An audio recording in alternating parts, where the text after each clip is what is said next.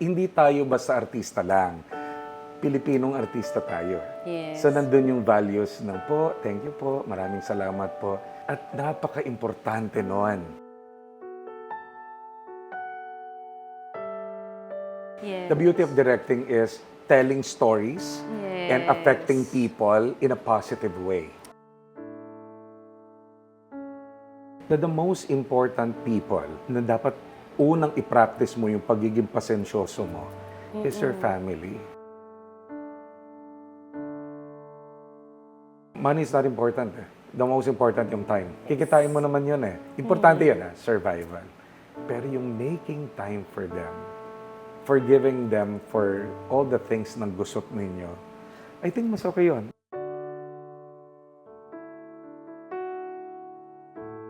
No matter the weather, we'll get through it together. You make all things. Hello and welcome back to Behind the Scenes with Ynna Father Series. Ang ating Father of the Day ay isa sa mga taong nag-inspire at nag-motivate sa akin bumalik sa showbiz. Kasama natin ngayon ay isa sa mga pinakahinahangaang direktor sa industriya. Isang creative visionary na kilala sa kanyang husay sa storytelling at paghubog sa mga artista sa mas mataas na antas ng kanilang talento. Kung hindi nyo man alam, siya ay kilala as one of the acting coach and mentor dito sa industriya natin dito sa Pilipinas. Naging head na siya sa Artist Center at naging head na rin ng Star Magic Workshop ng ABS-CBN noon. Maraming sikat na mga artista ang kanyang tinuruan at hinubog. Narito ang mga listahan. Wow, may ganun pa. Yan. Meron tayong Catherine Bernardo, Daniel Padilla, Julia Barreto, Joshua Garcia, Enrique Hill, Liza Soberano, Gerald Anderson, Kim Chu. Lahat na ipangalan natin at marami pang iba. Halos lahat ng bagong henerasyon ng Star Magic at mga artista ngayon ay dumaan sa kanyang workshop. At ngayon, siya naman ang head ng MQAA Artist Agency ng TV5.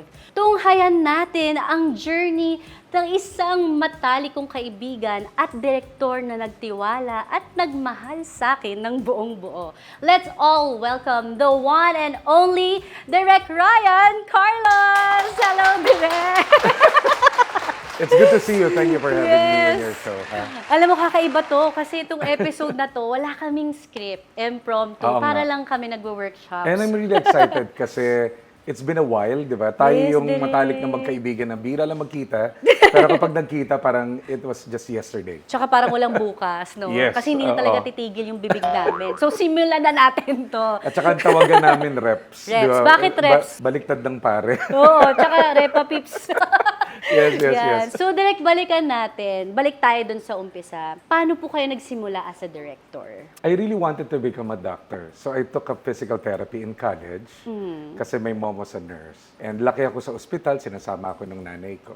Kaya nga lang, when I was taking physical therapy, lahat ng subject ko, ginagawa ko ng story, ng play, etc. So I'm doing okay in physical therapy sa St. Jude College. And then my teachers told me, why not you go mass communication? So I went to UP, I took up the test, it's a talent test. Out of 400, 40 lang kami nakapasa. Ang course ko sa college, Tagalog, Bachelor of Arts in Malikaing Pagsulat sa Filipino. Wow. In College of Arts and Letters. And then, that paved the way kasi isa sa mga teachers, dati nung panahon ng 90s, uso ang pre-rog sa UP, ang mga taga-UP. Yes. So hindi ko pa teacher si Ricky Lee, the national artist. Oh, yes. Kinuha ko na kagad siya, script writing, because I really wanted to become a script writer. Then doon na nagbago yung buhay ko. Kasi ginawa niya akong assistant, he wrote the book, Trip to Quiapo, script writing manual ni Rick Lee. I was the assistant. And then from there, doon ko na nakausap hanggang sa nakilala ko si Reggie Magno. Reggie Magno was the EP then. Sabi niya, Ryan, kailangan ng writer for Mother Studio Presents. Tapos ang head writer ko nun si Jake Tordesillas. Yes. Tapos ginawang campus romance yung Mother Studio. Okay. I remember, kasi ito is historical, ang first kong teleplay is a rom-com horror.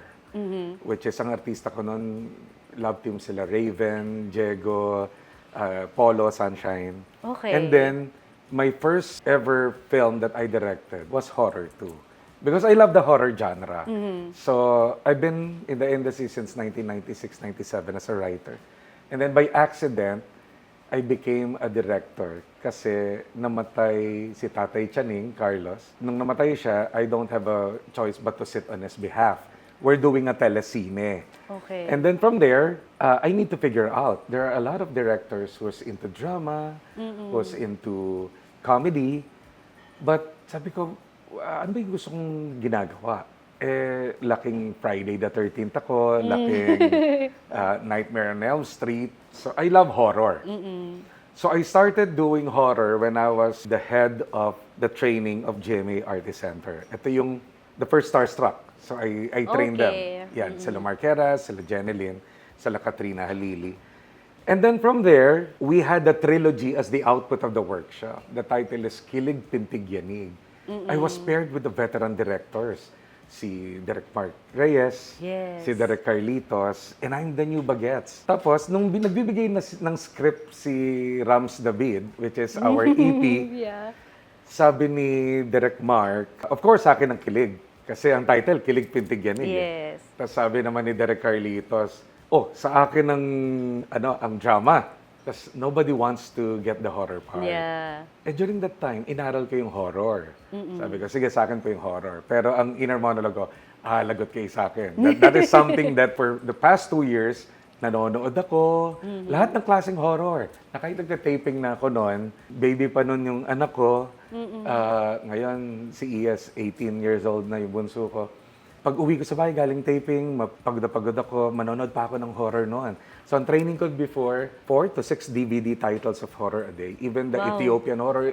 So, nung binigyan ako ng chance to do horror for GMA, naalala ko ang cinematographer ko noon, bago pa rin, si Odyssey Flores. Ang challenge, 1 day lang kami each, 1 cam. Wow. Oh, no. Very challenging. And then, nung pinalabas yon sa Glorieta 4, I think, sikat pa noon, hinahanap nila ako. Takot na takot ako. Nandun ako sa likod ng telon. Nandun ako sa projection room. Nandiyan po ba si Direk Rhayan? Oo, nandito. Direk, hinahanap na po kayo. Kabadong-kabado ako. Kasi introvert ako eh. Hindi ako palalabas. Yes. Which is weird. I'm an acting teacher. But I rarely go to balls, etc. Nagpapa-attendance lang. Tapos paglabas ko dun sa theater, Ida Henares was the head of the GMA Artist Center then.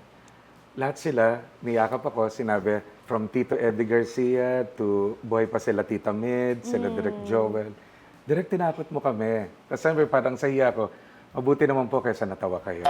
Tapos, and then that started, the next day, may tumawag sa akin, ako panood yung pelikula mo, ikaw gawa ka sa akin pelikula, si Mother Lily. And then that's the birth of Pamahiin. That's the first film of Marian Rivera, Dennis Trillo. And nag-box office yung Pamahiin, nagdire-diretso na. So I did the Shake, Rattle, and Roll 8, the Hide and Seek. So nakilala ko ngayon sa larangan ng horror. Na kahit sinasabi ko sa ABS na, pwede rin ako gumawa ng drama. Rom-com. Rom-com. but they really want. So when I went to ABS, they needed a good director for the horror genre for Maria, which is yung the Susan Roses Cineserie Classic, which is Florinda. Yes. So I handled Maricel for 1 year. Nag-direct ako ng soap nila. And then, nagtuloy-tuloy na yon. So that's my journey as a director, which is, I really love directing horror.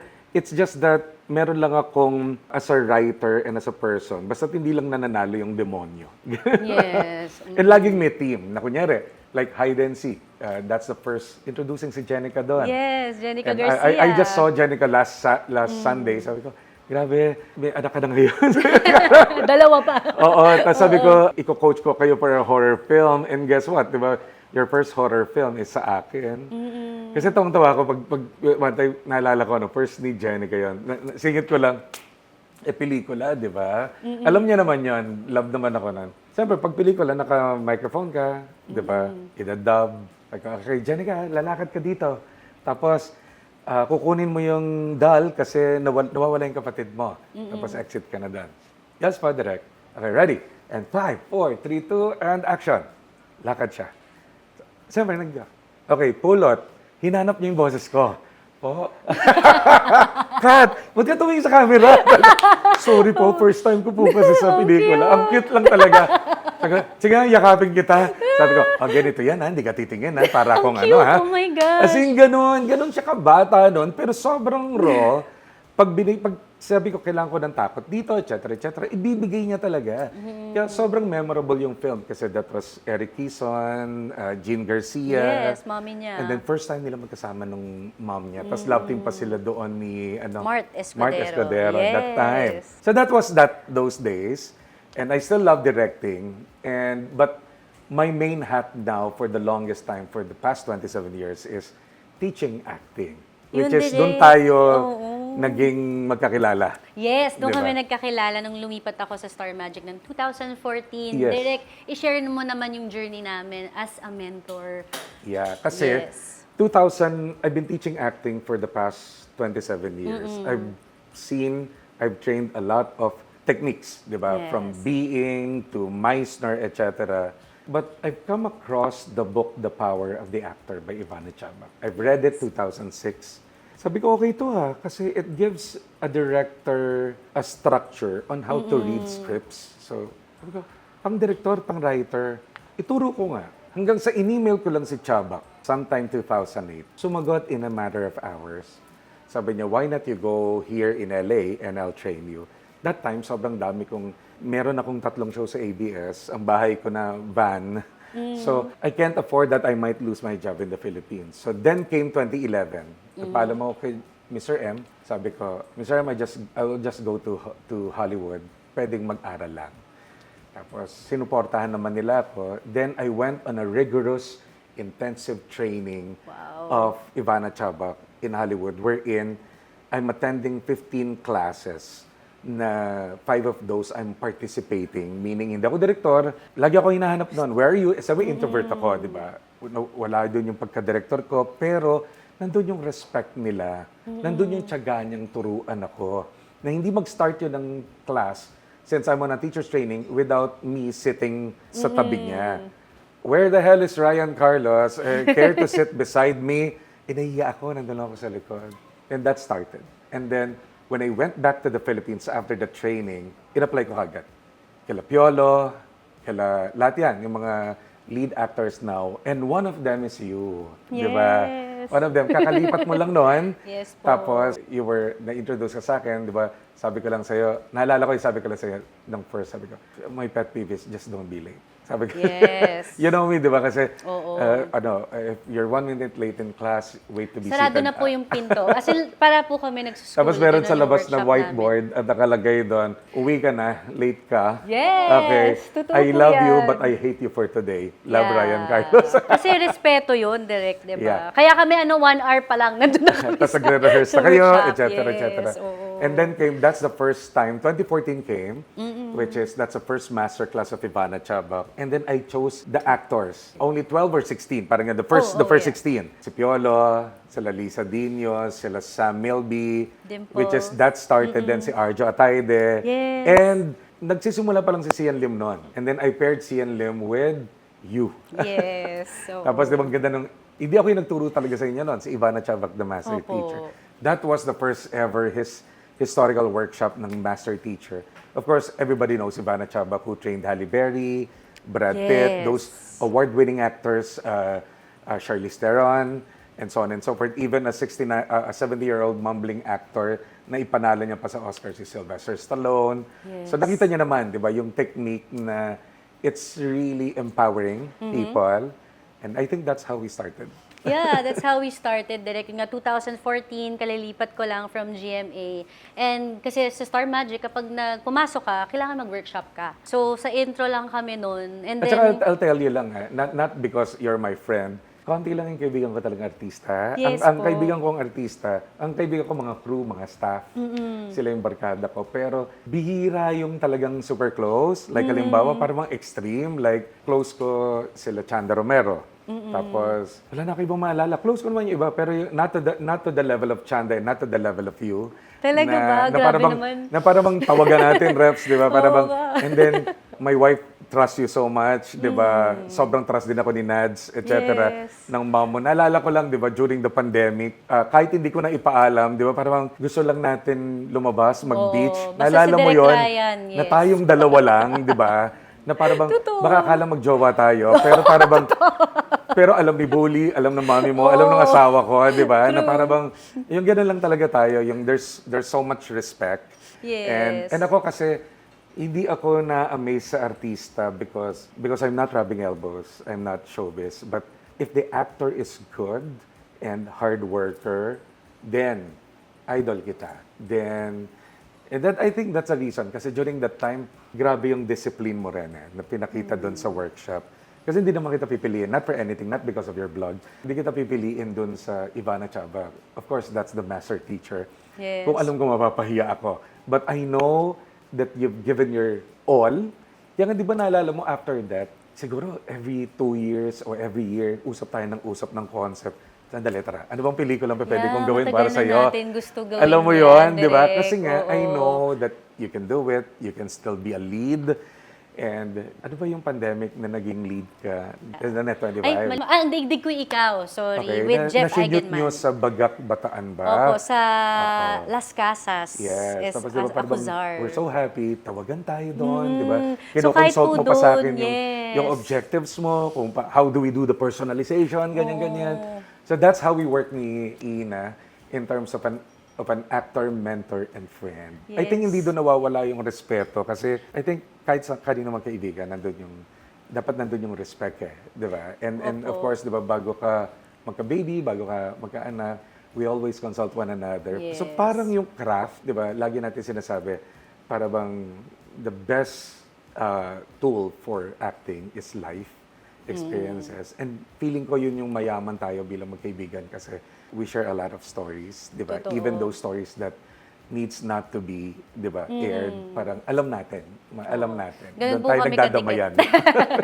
Hindi kasi gusto ko lang din i-share, sabi ko, kalilipat ko lang sa ABS noon. And talagang sobrang, alam mo yung nagkaroon din ng tingin na parang, bakit ka kasali dito? Kasi parang kapapasok ko lang noon, tapos kasama na ako doon sa 16 na pwede namang ibang tao. Pero nakita, nung tinanong sa akin, Direk, kaya mo ba? Kaya mo ba? Sure. Pag ganun, parang ako, sige po, but never ko in-expect na ganun yung, tas kasama ko silang lahat, sila Piolo, And sila that 16, Dimples, that 16, yeah. lahat yun nag-lead yun. Lahat yun, Yes. almost all nag-lead. Di ba? One of them, of course, si Arjo Atayde, di Yes ba? po. Sam Milby, yan, di ba? Dimples Romana, ang dami. Jake Cuenca was there as well, di ba? sobrang Yeah. dami namin. Kaya sobrang unforgettable yun. And mas lalo kong minahal yung pag-artista dahil kay Direk Rhayan. Kaya ka nga nandito because you inspire and motivate me to be better. Kaya feeling ko dapat magbalik ka na soon sa Oo nga po pag-artista. eh. Pag nagsuschool na si Zafi. Lapit na. Oo, next year yon. So next year talaga yung plano ko, Direk. Sana nandyan ka, Direk, pag bumalik ako. Oo naman. Oo naman. Hindi lang ikaw. Para kay Ika, para kay Yana. Oo. Sabi ko sa kanila, they can always go back to acting. Kasi lahat kayo naging estudyante ko eh. Di ba? Parang, Oo, totoo. kaya parang talaga nandun yung dugo ni Nadia na mahusay na artista. Di ba? I love Nadia. So, all my love and support sa mami mo. Kasi ang husay niyang artista at naipasa sa inyo yun. And ako, I feel the most important for me is the ethics for actors. Yung disiplina. I think nakuha niyo yung sa nanay niyo. At Yes. saka yung sa workshop, di ba? Sa Yes. workshop natin. Yung acting kasi, I can just give you the book. I can just give you the things to read or kahit i-zoom na lang natin yan. Yes. Pero yung napaka-importante sa akin yung discipline at values ng artista. Sometimes, yun yung hirap lang yung henerasyon ngayon. Yes. Kasi most of the Gen Z now are not for anything. They need to be reminded because sometimes yung entitlement parang Yeah. nagiging synonymous sa kanila. So I really need to tell them na as simple as you don't come in late, okay? And when, just the other day, I was in my artist training, sabi ko, not for anything, if you're doing it for somebody, for a producer, wag mo ring lalagpasan yung artistang veterano or Yes. si Direk. Kasi ako, pag nagdedirect ako, iikot muna ako niyan. Sasabihin ko, hi, good morning, how are you? Kahit anong pagod ko. Yes. Pagkatapos sa set, ako yung huling aalis. Kasi sabihin ko, Kuya, thank you. even the gaffers, maraming salamat kasi sila yung nagtawid sa'yo eh. Minsan, yung mga artista ngayon, pag hahanapin ko, kunyari, hanapin ko yung veteran actor, kahit anong sila cherry pie, pag nag-shooting kami, nagtataping kami, nakapikit na yan. Meron yung segue. Pupunta pa yan doon sa OV van ko, sasabihin, Direk, tuloy, salamat po. O ano ka ba? Ba't ka pa pumunta dito? Umuulan. Ganyan. Sige na. Tapos hanapin ko yung isang artista. Nasaan na si ganon? Kanina pa po umuwi. Okay. Yeah. Pero ngayon, I need to tell them that that's being grateful eh. Diba? Yes po. Yung say thank you. And respect. Say good afternoon. I need to tell that to them.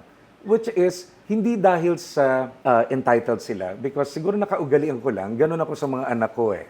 Kunyari, dumating yung tita o kaibigan, hindi nila kakilala sa bahay. Sabi ko, Iya, wait, can you say good evening kay tita? Pakilala ko lang. Para at least kasi hindi tayo basta artista lang. Pilipinong artista tayo. Yes. So nandun yung values ng po, thank you po, maraming salamat po.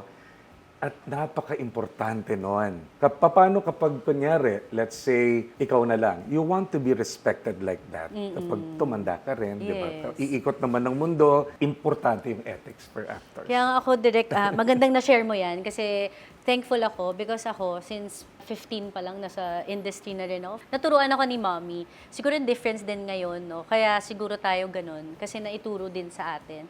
Ngayon kasi parang hindi na siya natuturo ng kahit yung bumate, di ba, sa mga katrabaho. Oo. Yung Kasi nga, sinasabi di ba, mga- parang, naintindihan ko yung mental health.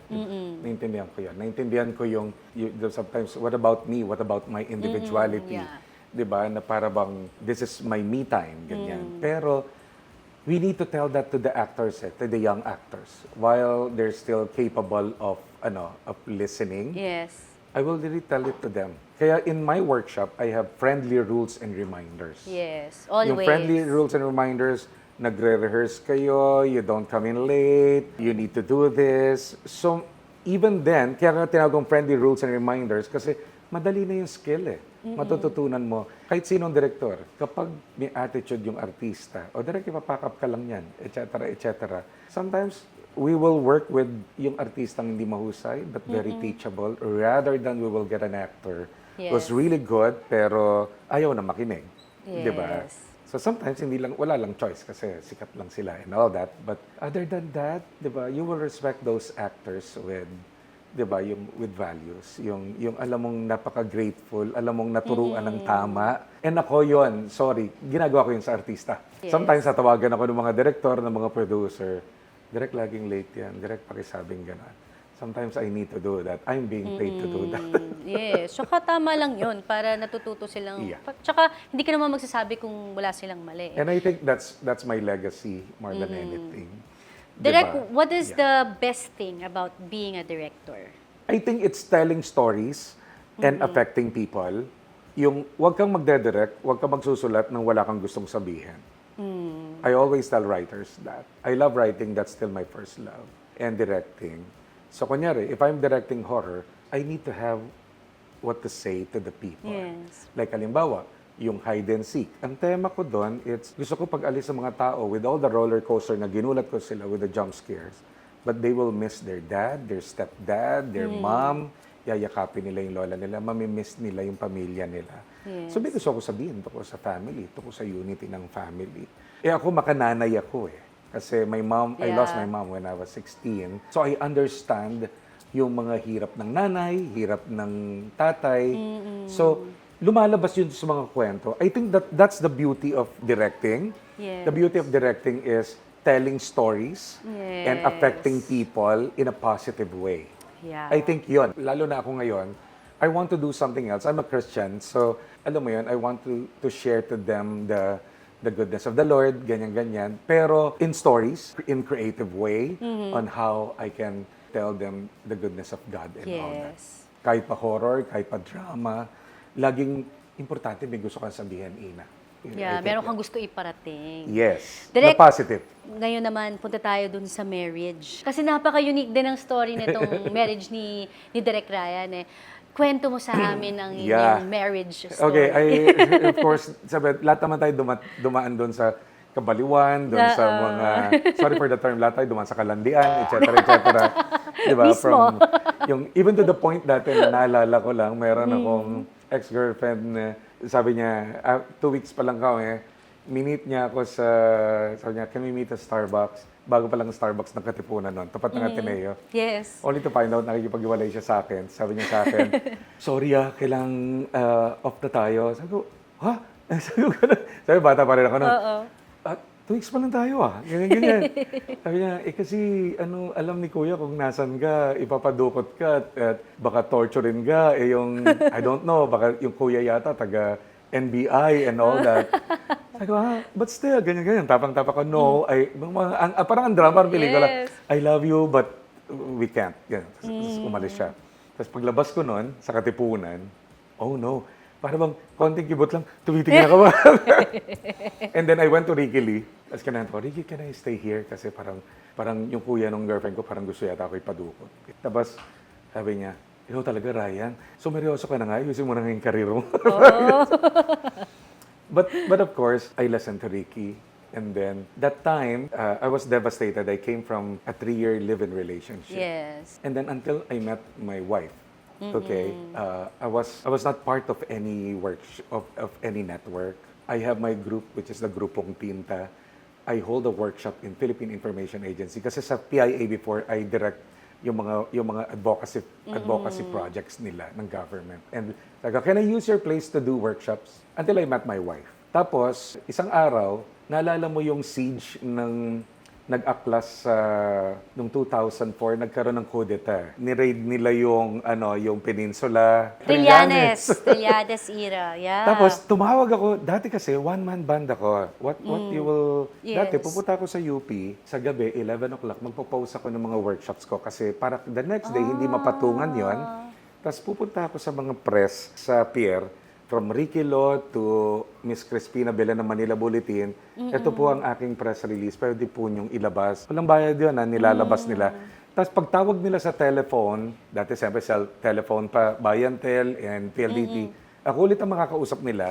Sa first day, ako ulit ang makakausap nila kasi saka sila magbabayad. Minsan, may assistant lang ako, kaibigan ko sa UP. Ay, ikaw naman umaksep ng bayad, nakakahiya. Tapos sa first day, ako na naman ang makikita nila. Si Rhayan Carlos na naman. Lahat cashier, lahat. Yes, lahat. Reception. One-month band ako. Ganun yung passion ko Galing. para magturo. Pero hindi ako sumisingaw na mahal para lang may pambayad lang kami ng venue, etc. Yes. Until I met my wife in PIA. Nag-enroll siya. Tapos nung kudeta nga, I need to cancel the class. Tawag ako. Sa lahat ng tinawagan ko, 30 seconds lang. Cancel tayo thank you. Cancel tayo, thank you. Yes, Direk. Pero yung wife ko, ang tagal. Parang yung si Milin, 30 minutes. Kamusta? Ganyan. Siguro hindi siya nagtataka. Anong ginawa mo? Et cetera. I have a stepson, si Aya. Sabi niya, no, lang kami, sa bahay lang kami. Tapos, niyaya ko siya lumabas. We went out. We watched a movie, which is kakatawa, Finding Nemo. After Finding Nemo, tapos between us, baliktad ang life namin ni Milin. Milin is a good driver. I don't drive. Yeah. But Milin doesn't cook. I'm the best cook.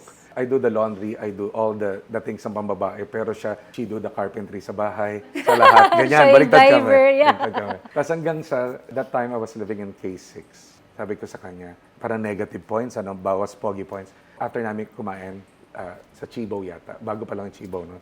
Sabi ko, sorry sumakit yung tiyan ko Pwede nga tid mo ako sa bahay kasi I really don't poop outside. Yeah. Punta kami sa bahay. Yung bahay namin, I was living with a foreigner na friend ko, para bang Red District ng Thailand na puro pro-pillows lang. And then, we talk about life. How are you in a relationship? How am I in a relationship?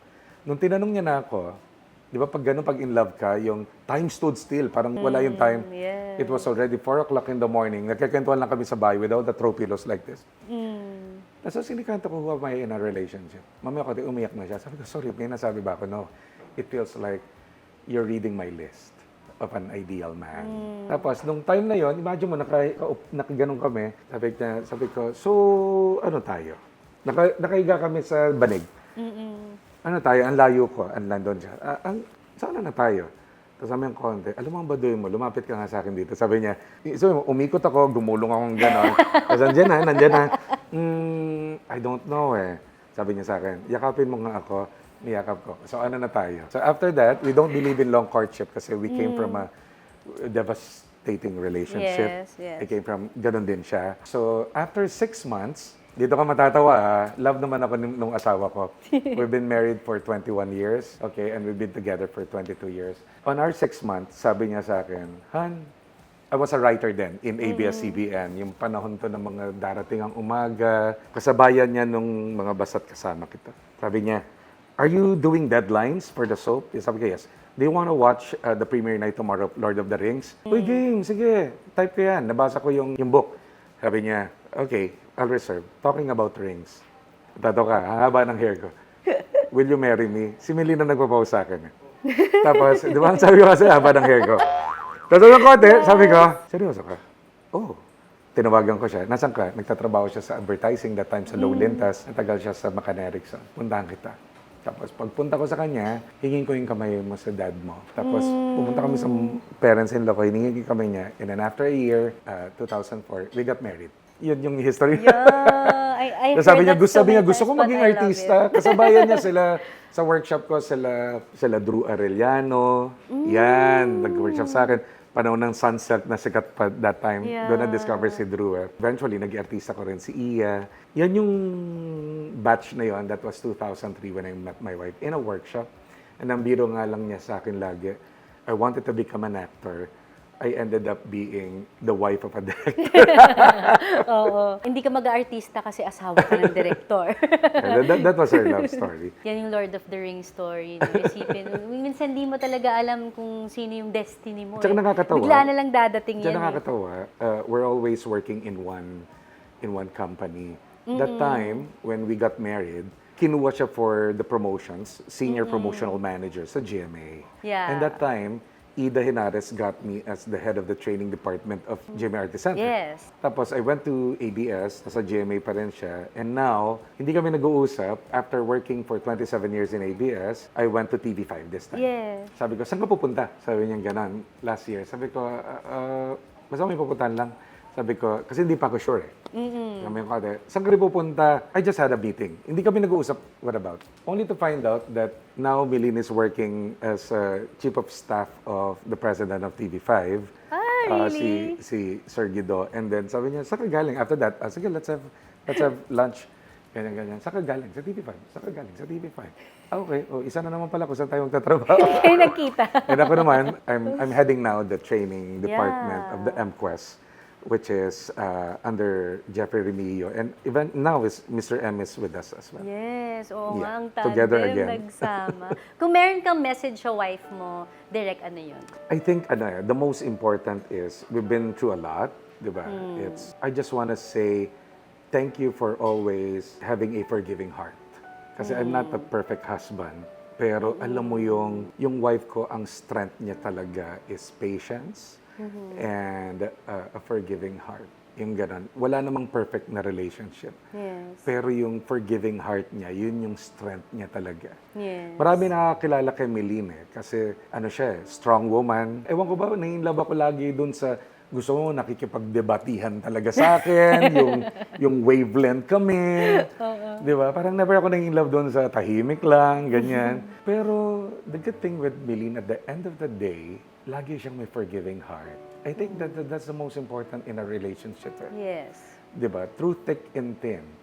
'Di ba? Yung bago kayo matulog, magkapatawaran muna kayo. Mag-sorry kayo sa isa't isa. Gandang practice yan, Direk, no? Kasi ang hirap 'di ba? Nowadays, 'di ba? Lagi natin sinasabi, it pays to be kind. 'Di ba? Hindi natin alam kung anong pinagdadaanan ng mga tao. What more that you should appreciate the people that you love the most. 'Di ba? Dapat mas maging pasensyoso tayo doon sa mga. Kasi sometimes dumating yan na I'm so stressed sa directing, pero hindi ko alam na ibubuhos ko na pala yung stress ko sa family. Yes. Yung ganon. So, sometimes napapagalitan ko yung mga anak ko.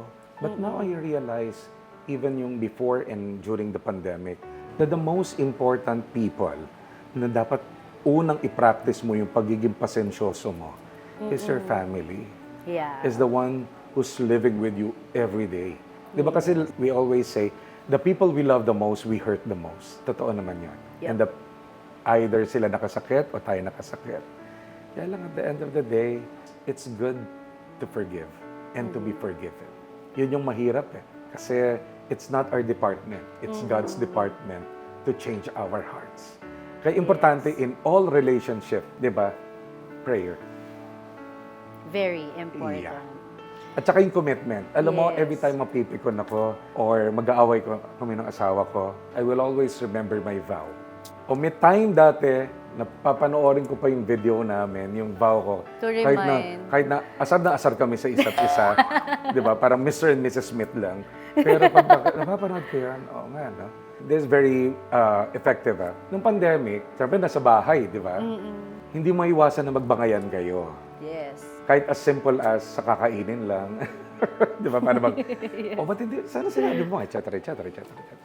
But, this is really effective. Pag yung nagagalit ka na, ako I always see it as a knife. Bago ka Direktor Rhayan, Christian ka muna. Bago ka asawa, Christian ka muna. Bago ka tatay, Christian ka muna. So ngayon, every time magagalit ako sa asawa ko, millisecond, 10 seconds, 5 seconds, dadasalan ako ng konti. Will this honor you, God? Mag-iiba yun. Tatahimik ako, pupunta lang ako doon sa kwarto ko. Ganon din siya. Tatahimik lang siya, pupunta lang siya sa kwarto niya. Pagbalik namin, pagkain namin, okay na kami. Kasi biblical yan eh, di ba? Parang, if words are like sword, it could hurt or knife people. Yes. So better say, don't say anything. Yeah. Pray ka na lang. Na parang kahit minsan asar na asar ako. 5 seconds lang, 2 seconds lang. Magbabago na yung gusto kong sabihin. Kasi Kailangan will wala that ng honor pause, God? diba? Will that honor God kapag sinigawan mo yan and all that? Back to square one ka na naman, di ba? Parang ganon. So it needs to have that consistency of patience. Di ba sabi nga nila, hanggang di mo nakasama yung tao sa bahay or Yes. hanggang hindi mo nakasama mag-travel yan abroad. Hindi mo maintindihan. Hindi mo talaga or out of town, hindi mo makikilala yan eh. So, 'di ba, yung ganun. So, I Yeah. think yung through thick and thin, ang kaming mag-asawa, we love to travel with our kids. Maliliit pa lang sila. One of the most well-traveled kids. It's an everyday battle, one step at a time. Being more patient to the people you love the most. You pray for them, even yung on how you relate to them. Just a second of prayer. What will I tell him? Naiinis ako sa kanya. Things will be okay. Kasi yung prayer, more than anything, it's not for the other people. It's for you. So for you. It changes you.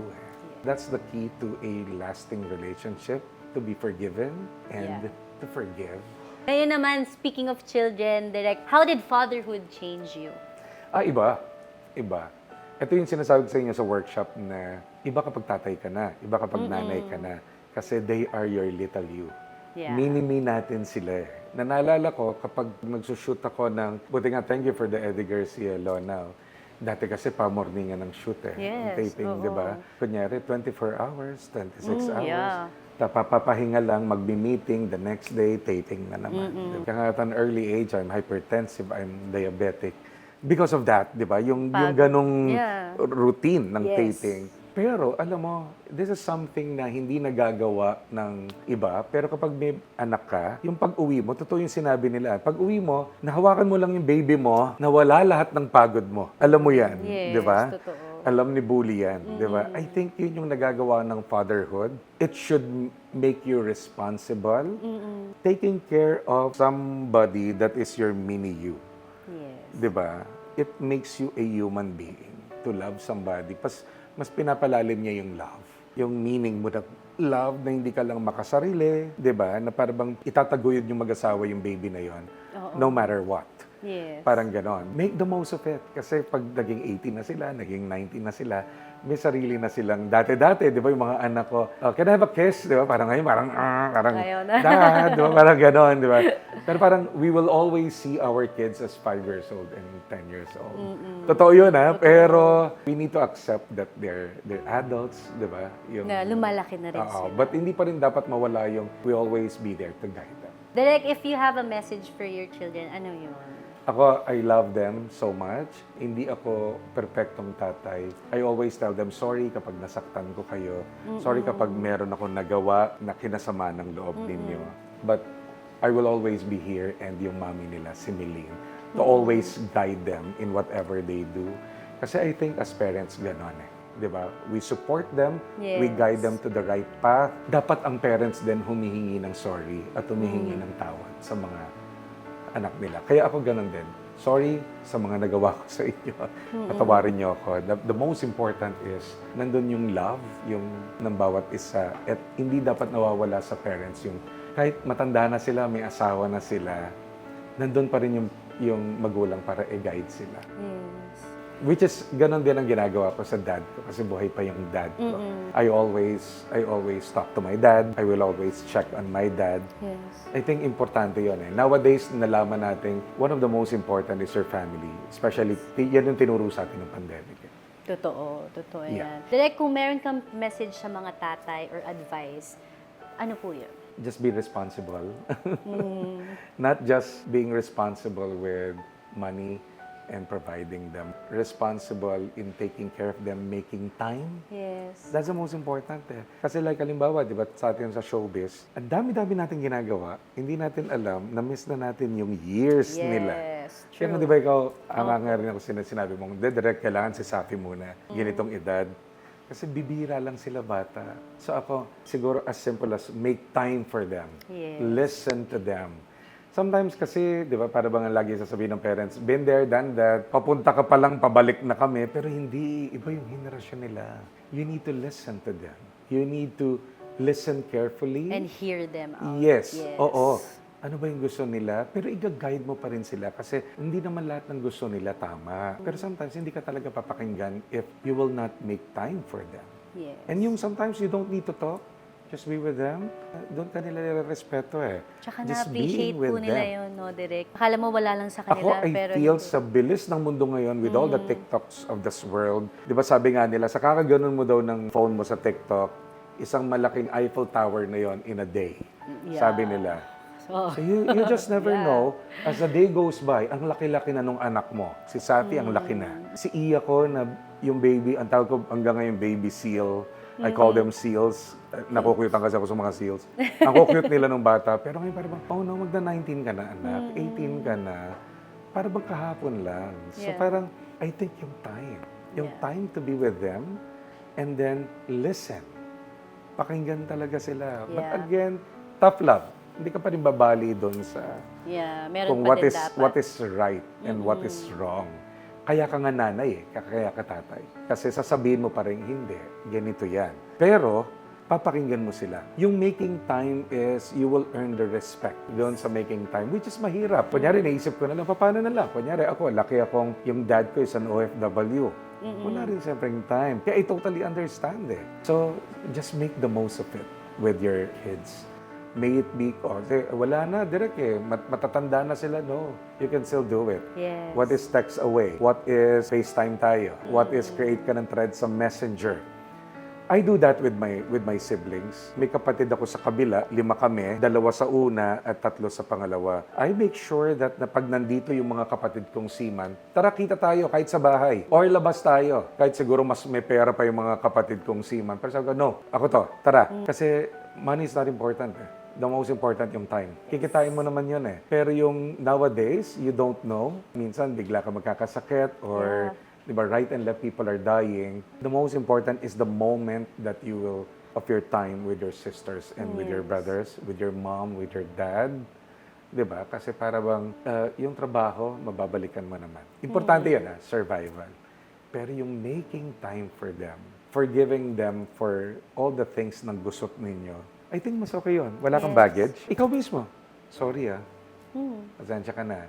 It's just really the fucking ego that hinders relationship. Yes. Ikaw na yung humingi ng sorry. Ikaw na yung humingi ng tawad, di ba? Because time is very precious. Direk, last and final question. Kung meron kang legacy na gustong iwan dito sa industriyang to, ano yun? I think yung pagiging mabuting tao. I always tell people, if you want to become better actors, first, become a better person muna. I always relate acting to life. Yes. Acting is a lifestyle of learning. You're just as good as your last work. Yes. Pero napaka-importante nung bago ka muna maging mabuting artista, maging mabuting tao ka muna. Ako kasi I really believe in Jesus Christ. I really believe, I'm a follower of Jesus. It's really important that you pray. Diba? It's really important to nowadays to share the gospel. Kasi you will never know when you will meet your maker True. Di ba? Sabi nga nila, swerte na lang kung mabuhay ka ng 70 years old. Pababa na ng pababa yung edad. Totoo. Pero I think yung legacy is to love one another a little bit kinder. Yeah. And more than anything, it's not about how good you are, but how good as a person you are. That's the most important. Kasi mas maalala ka doon eh. Di ba kapag namatay ka, anong pinag-uusapan? Sa buro. Mga nagawa mong mabuti. Di ba? Yeah. Kaya nga sabi, pag well-attended yung funeral mo or yung wake mo, ang dami nagmamahal sa'yo. Yes. Pero pinag-uusapan naman doon, hindi yung galing mo eh. O yung galing kumanta niyan. Uy, grabe yan. Hindi, laging pinag-uusapan doon. Uy, alam mo, hindi nakakalimot yan. Uy, alam mo, ang bait napakabuting niyan. tao niyan. Yes eh. Yes. Yung kung paano mo na-touch yung heart ng person. I think that's the most important eh. More than anything eh. Hindi mo naman ipagmamalaki kay God na pag namatay ka, sinabi niyang, ilan ba nagawa mong pelikula? Ilan ba yung naturuan mo? Hindi eh. Totoo. What really matters is what you did for Christ. Yes. In eternity. Beautiful. It doesn't matter kung ilan ang pelikula, ilan ang pera mo. Hindi mo naman. Sige nga, madadala mo ba yung pera mo sa hukay? Or 50 years from now, yung bahay mo pa rin? Hindi na rin eh. So I think that's the legacy that I want to say. To believe in Christ and to be a good person. Direk, thank you talaga. Thank you. I love your family. I We love love you Nadia. so much. I love Ika. I love all your siblings. Sobra. Before we wrap up, I would like to thank our following sponsors, Meats and Deli Cafe for our venue and our delicious food located here at Grove by Rockwell Pasig. Char Di Nino for my makeup and Shanakina for my hair. Black Water for our guests. Ayan, Thank from you. Black Water. Okay. And tsaka, Thank you, Blackwater. yan, thank you, Blackwater. Oswald Carbonell Life Insurance for 100,000 worth accidental insurance valid for 1 year for all our guests. Flowers by Elle for another giveaway. Direk, this is for you. Mahilig ka daw Oh. sa wine. Wow. Ayan, this is for Alright. you Di ba, may from Flowers by pa. Elle. Thank you. Ilagay ko muna dito. Yes. Thank you. Thank you.